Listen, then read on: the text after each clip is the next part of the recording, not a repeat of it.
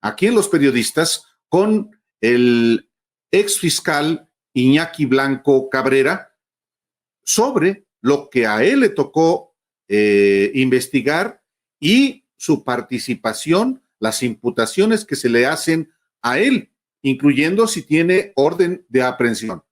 Veamos esta entrevista. Volvemos a Los Periodistas y el día de hoy le damos la bienvenida a Iñaki Blanco Cabrera. Él fue fiscal de Guerrero cuando ocurrió la desaparición de los 43 normalistas de Ayotzinapa en el gobierno estatal de Ángel Aguirre Rivero.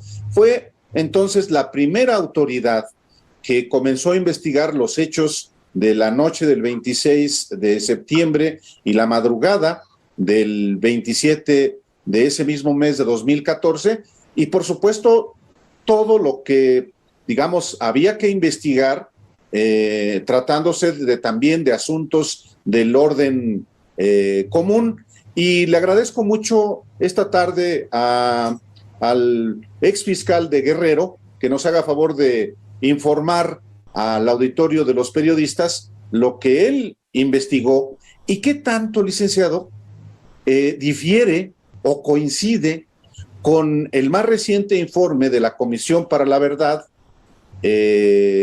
pues dado a conocer hace una semana por el subsecretario Alejandro Encinas. Muy buenas tardes. Buenas tardes, Álvaro. Un gusto estar contigo y todo tu auditorio. Si me lo permites, comenzaría diciéndote lo siguiente. Creo yo que la valoración y el análisis del caso debe hacerse única y exclusivamente en busca de la verdad y en favor de los derechos de las víctimas.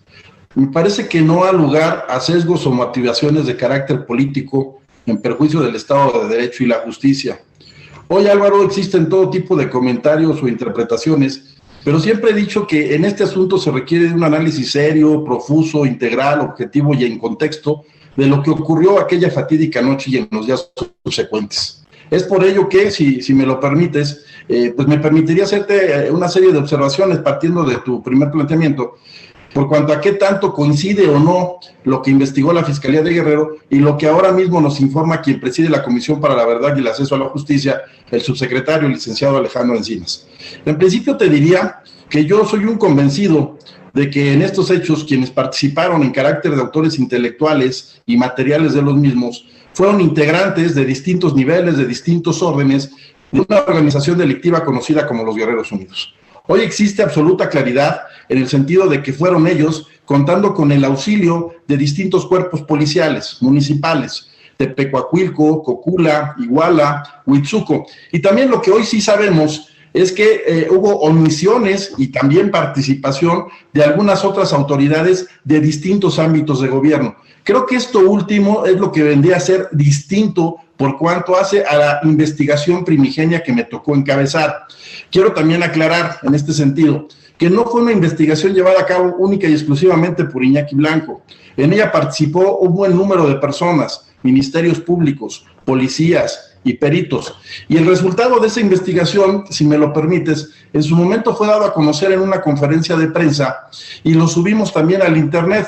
Desconozco por qué días después, cuando se hizo valer la facultad de atracción por la parte de la Procuraduría General de la República, este informe desapareció de las redes, desapareció del internet, pero sí es un informe que entregamos a distintos medios, incluso tu servidor, cuando tuve la oportunidad y el gusto de conocerte, pues te lo entregué, te lo hice llegar a fin de que tú lo analizaras y tuvieras también mayores elementos para tener un contexto general de lo que había ocurrido en aquel momento. Ahora, la investigación, el informe que ha hecho público el subsecretario Encinas, sí identifica también con toda claridad, hoy nada menos, que el autor intelectual de la desaparición y homicidio, asesinato de los normalistas, fue el presidente municipal de Iguala, José Luis Abarca, quien, según el subsecretario, no está preso por esos hechos, sino por un homicidio previo a los hechos de Iguala. ¿Es así, fiscal? Yo aquí haría una aclaración. José Luis Abarca sí está siendo procesado, en parte, por lo que ocurrió la noche del 26 y las primeras horas del 27 de septiembre de 2014. En cuanto la Fiscalía del Estado de Guerrero contó con los elementos, con los datos de prueba para ello, promovió ante el Congreso del Estado dos figuras que prevé la Constitución General de esa entidad federativa: la revocación de mandato y el juicio de procedencia. Esto a efecto de que perdiera la protección constitucional, el mal llamado o conocido fuero. Una vez que contamos con esa anuencia de parte del Congreso local, procedimos en consecuencia.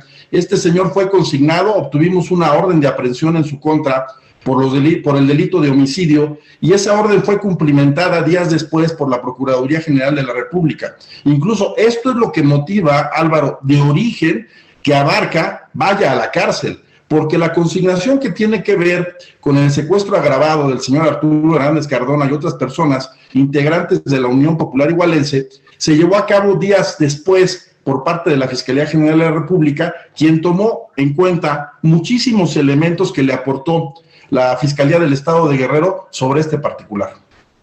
Ahora, usted supo, pues está acreditada, por supuesto, la intervención de este grupo de Guerreros Unidos en la desaparición, asesinato de los 43 jóvenes, pero usted supo de la intervención de elementos del ejército en los hechos de la noche de Iguala. No, nosotros lo que pudimos establecer en un primer momento, y esto también a partir de los testimonios de las víctimas directas, me refiero a los normalistas que sobreviven al ataque, y de igual manera a los integrantes del equipo de fútbol, los avispones, que quienes los habían agredido habían sido elementos de la policía municipal. Conforme fue avanzando la indagatoria, pudimos establecer que habían participado algunas otras policías de municipios contiguos: Tepecuacuilco, Huitzuco, Cocula, y en el caso de los avispones, lo que supimos es que ellos habían sido atacados por un comando armado de hombres vestidos de negro. Aquí quiero destacar que aquella noche yo di la instrucción de que concentráramos el mayor número posible de elementos de la Policía Municipal de Iguala, tanto los que se encontraban de guardia o activos como los que estaban francos. Y esto resultó importante para el caso de la agresión de que fueron víctimas los integrantes del equipo de fútbol, los avispones, porque los trabajos periciales nos permitieron establecer que algunos de los elementos balísticos recolectados en el lugar en que estos muchachos fueron agredidos guardaban correspondencia con armas de cargo de elementos de la policía municipal, por lo que nos dimos a la tarea de establecer cuál era la identidad de estas personas y en su oportunidad las consignamos. Era una averiguación previa que se encontraba en fase de integración, de perfeccionamiento. Obvio es que nosotros estábamos tratando de profundizar en la misma y de establecer si había existido o no la participación de algunas otras autoridades. Aquí quiero destacar también lo siguiente, Álvaro, cosa que yo también ya declaré ministerialmente. No puedo entrar en tantos detalles en razón de que también debo respetar la secrecía propia de la indagatoria, porque si bien es cierto, hoy se nos está dando a conocer un informe, también lo es que la investigación como tal no ha concluido. Pero lo que sí te puedo decir, que es algo que me llamó la atención aquella noche, es que yo solicité la colaboración de distintas autoridades del ámbito federal, tanto de la Policía Federal como del Ejército, y no me lo quisieron brindar. Esto a efecto de tener las posibilidades de concentrar a los elementos de la Policía Municipal y llevar a cabo las diligencias primigenias, todo lo que tenía que ver con la parte pericial y con las declaraciones ministeriales. Lo que encontré como respuesta fue una negativa, y en alguno de estos casos también se señaló que no contaban ellos con el estado de fuerza, con el personal necesario para apoyar a la Fiscalía. También aquí quiero ser muy enfático. La única autoridad, y eso creo que está acreditado, que actuó aquella noche fue la Fiscalía del Estado de Guerrero. Y si me permites, también quiero destacar algo que ha ido cayendo por su propio peso. Nosotros, en cuanto tuvimos conocimiento de los hechos, no siendo autoridad preventiva, porque tú debes de tener presente que el Ministerio Público no lo es, sino que actúa en razón del conocimiento de hechos o noticias criminales. En ese sentido, cuando a nosotros nos avisa el C4, que fue poco después de las 11 de la noche, porque hasta antes de ello lo que teníamos eran rumores meros trascendidos, lo que hicimos fue imponernos de lo que nos estaban haciendo saber y echar a andar un operativo de búsqueda y resguardo de los estudiantes. En la indagatoria primigenia obra un reporte de incidencias elaborado por elementos de la Policía Ministerial del Estado, en donde se señala en qué lugares, a qué hora y cuántos muchachos encontramos. Como resultado de esta acción, que me parece muy importante, logramos resguardar a 68 estudiantes. Y fue así también que eso nos permitió llegarnos de información por cuanto a quiénes los habían agredido y por qué los habían agredido. Esto trajo como consecuencia que concentráramos aproximadamente a 150 elementos de la Policía Municipal y que los desarmáramos.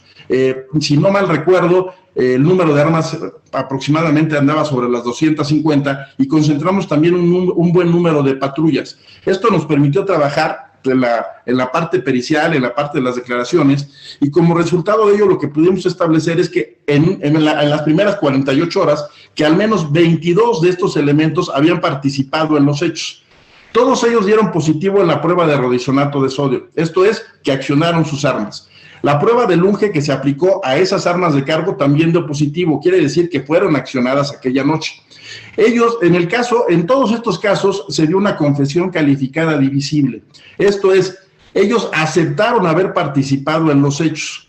Se ubicaron en modo, tiempo y lugar. Y lo más importante, Álvaro, la mayoría de los mismos, de estos 22, 19 fueron identificados por una parte de los jóvenes normalistas como sus agresores. Creo que este dato es muy importante.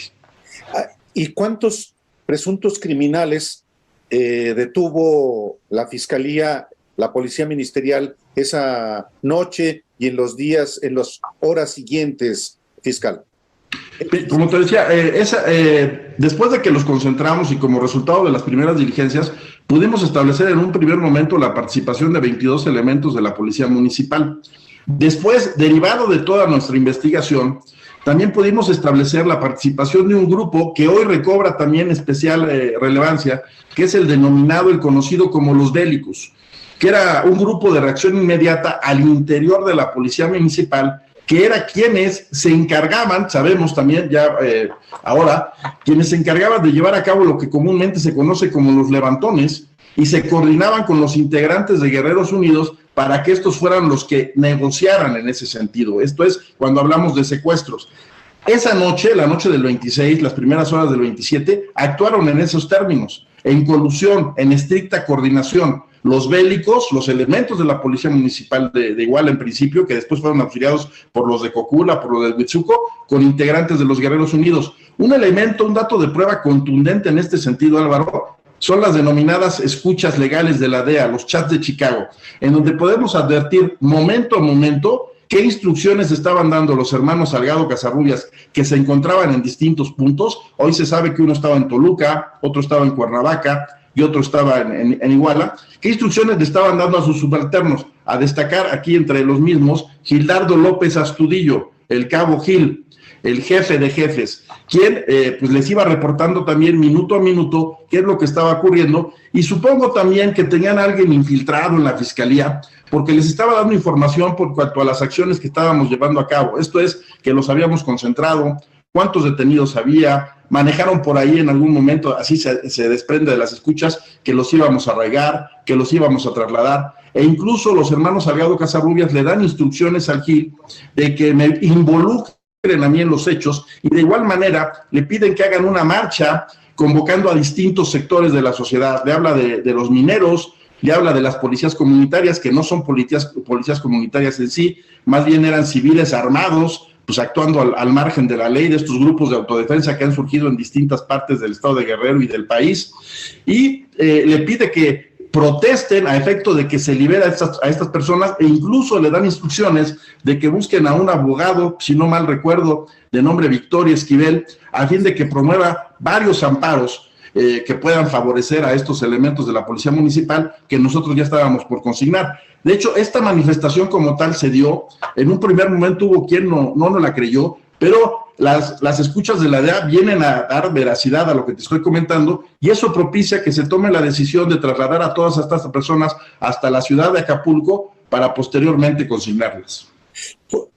Justamente, hablando de hay un testigo llamado Juan, un testigo colaborador de la Fiscalía General de la República, que a usted lo señala de recibir dinero de Guerreros Unidos, 50,000 pesos mensuales, dice este testigo llamado Juan, para del dinero de Guerreros Unidos para tenerlo a usted cooptado.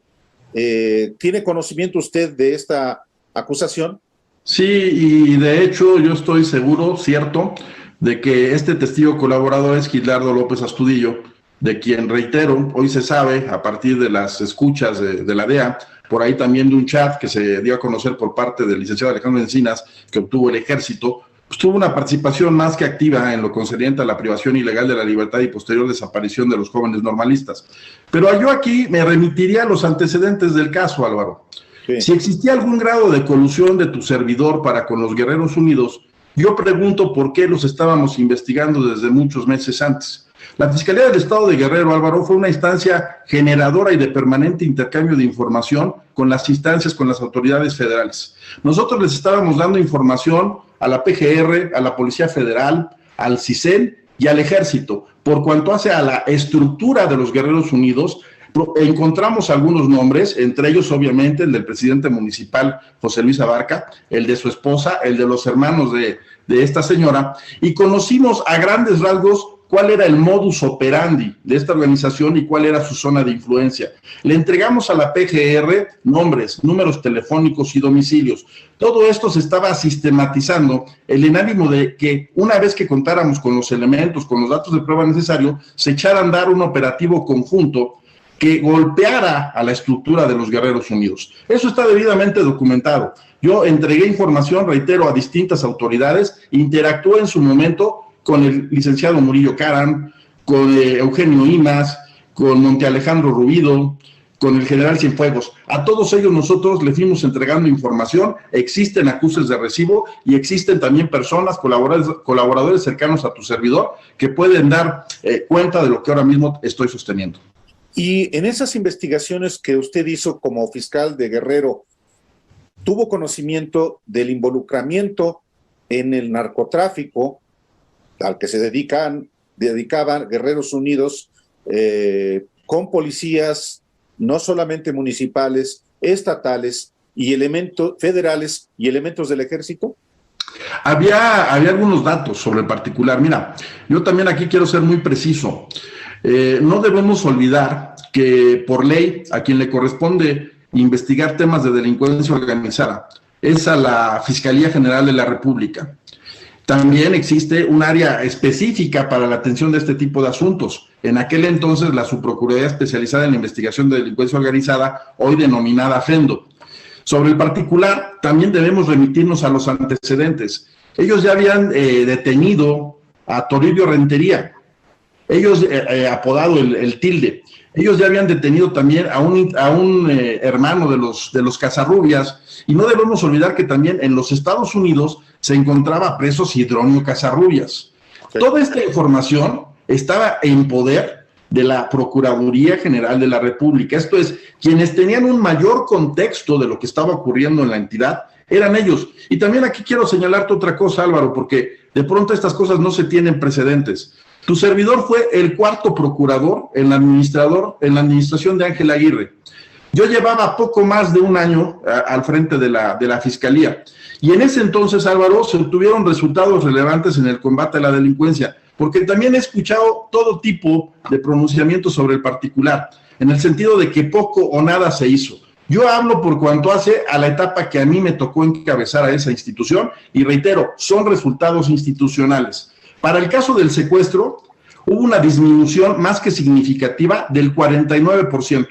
Detuvimos a 416 secuestradores en menos de un año. En el caso del homicidio hubo una disminución del 39%. En el caso de las extorsiones del 14% y en el robo de vehículos del 18%. De igual manera, en aquel entonces, el estado de Guerrero, la verdad es que fue una etapa muy difícil, crítica. Se suscitó el homicidio, si no mal recuerdo, de 11 o 12 personas que ostentaban el carácter de luchadores sociales. De estos asuntos, todos, salvo el caso Hernández Cardona, que estábamos trabajando con la PGR, fueron esclarecidos por la Fiscalía del Estado de Guerrero. En estos casos, en algunos, se decía que se trataba de crímenes de Estado, Álvaro, y en ninguno de ellos se concluyó tal situación. A la fecha, en todos estos asuntos, hay personas sentenciadas. Esto viene a decir que la actuación de la Fiscalía se vio corroborada y que se actuó conforme a derecho. Y hubo otros dos asuntos que trascendieron el interés de la entidad federativa, la opinión pública, que son el caso del señor Pío Quinto Damián Guato, una persona que era líder de la Concanaco, que fue víctima de un atentado en la Autopista del Sol, y el caso del diputado local Óscar Hernández Flores, que lo secuestraron en un casino en la ciudad de Chilpancingo. Esto trajo como consecuencia que nosotros detuviéramos, involucráramos, probáramos que en los hechos participaron más de 40 integrantes de la organización delictiva conocida como Los Rojos, que es la contraria, la antagónica y la que tiene mucho que ver con el caso Iguala.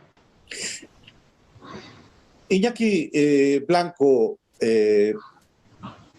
a usted se le identifica como uno de los enlaces operativos para desarrollar la investigación sobre la verdad histórica de la extinta PGR, junto con el general Alejandro Saavedra, los almirantes Marco Antonio Ortega y Eduardo Redondo, así como Omar García Harfuch, el actual secretario de Seguridad Ciudadana de la Ciudad de México. ¿Por qué lo definen así en el informe de la Comisión para la Verdad? Y también si usted tiene conocimiento de que tiene orden de aprehensión y en cualquier momento lo encarcelan. No tengo conocimiento de ello. Lo que te puedo decir es que mi conciencia está tranquila. Siempre he actuado en estricto apego a derecho. Seguramente tú también tienes presente, ya hemos platicado personalmente en alguna otra ocasión, que tu servidor no surge como servidor público en Guerrero. Yo trabajé 12 años en distintas administraciones de la Comisión Nacional de los Derechos Humanos. Trabajé en la Subprocuraduría Especial para el caso Colosio. Trabajé en la Coordinación General de Investigación y conocí de averiguaciones y procesos de los hermanos Salinas de Gortari. Conocí del caso Posadas Ocampo. Me tocó analizar en su momento supuestos nuevos elementos de prueba para determinar si se arreglaba o no ese asunto. Fui delegado de la Procuraduría General de la República. Fui titular de secuestros en la CEIDO. Me tocó a mí crear lo que hoy se conoce como las unidades modelo. Y en ninguno de esos casos siquiera se me inició un procedimiento administrativo. Por cuanto hace a tu pregunta, en el sentido de que si fui o no parte de la elaboración, del diseño, de la confección, del dictado de la denominada verdad histórica, creo que debemos tener presente la línea de tiempo. Y también creo yo que desgraciadamente la redacción es un tanto ambigua, porque no existe precisión por cuanto al grado de responsabilidad o participación de todas las personas que acabas de mencionar, entre ellas tu servidor. Pero aquí te quiero mencionar lo siguiente.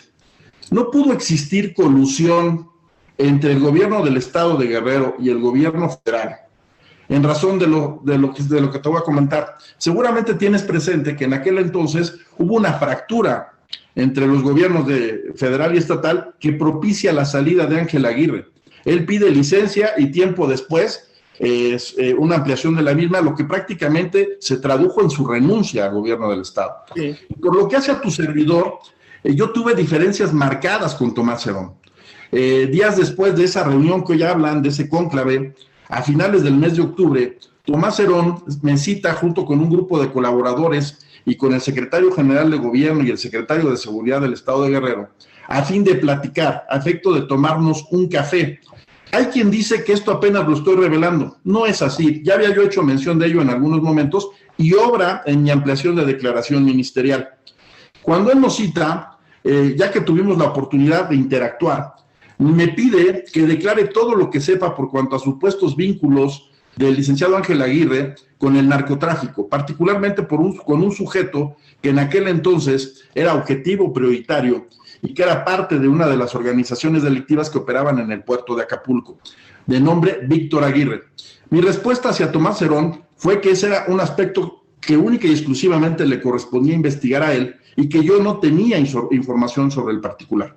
Ante mi negativa, nos retuvo, ante mi negativa nos quiso arraigar y tiempo después nos consignó no le dieron las órdenes de aprehensión porque no contaba con los elementos, con los datos de prueba necesarios para que un juez librara esos mandamientos en nuestra contra. Pero ahí hubo una clara diferencia, hubo una clara ruptura entre Tomás Herón y tu servidor. Y otro dato aquí bien importante, Álvaro, si me lo permites. El que yo me hubiese prestado a diseñar esta denominada verdad histórica iba en contra de lo que nosotros habíamos investigado hasta antes de entregarle el expediente a la Procuraduría General de la República. Aquí también quiero destacar lo siguiente, porque son aspectos que se dieron a conocer y que con el paso del tiempo se nos olvidan. Hoy, como seguramente tú tienes presente a partir de lo que dio a conocer el subsecretario Encinas, recobran especial interés los apodos, los seudónimos de un sujeto conocido como el Chucky, otro sujeto como el Chino, sí, otros a los que se refieren como los Peques o los Tilos, que son los hermanos Benítez Palacios o Palacios Benítez. Bueno, esa información surge de la declaración de 4 integrantes de los Guerreros Unidos que detuvo la Fiscalía de Guerrero antes de entregarle el expediente a la PGR. Y es bien importante, ¿por qué? Porque en buena medida lo que declararon estos sujetos coincide con lo que se nos da a conocer por cuanto a que los estudiantes en ningún momento estuvieron juntos, por cuanto a que hubo distintas rutas de desaparición y que los Guerreros Unidos, más allá de ser parte de una misma organización, operaron por células. Esos datos los obtuvo la Fiscalía de Guerrero. Si yo me hubiese prestado al diseño de una verdad distinta, como es la que se nos dio a conocer en aquel entonces, pues estaría yendo en contra de lo que investigó mi fiscalía. Esos datos además obran en el expediente, no los puedes desaparecer, y en consecuencia sabes que si tú el día de mañana te prestabas a una situación como esta, estarías incurriendo en responsabilidades tanto penal como administrativa. Sí, es decir, usted, para concluir, licenciado, ¿tiene orden de aprehensión? ¿Tiene usted conocimiento de que pueda...?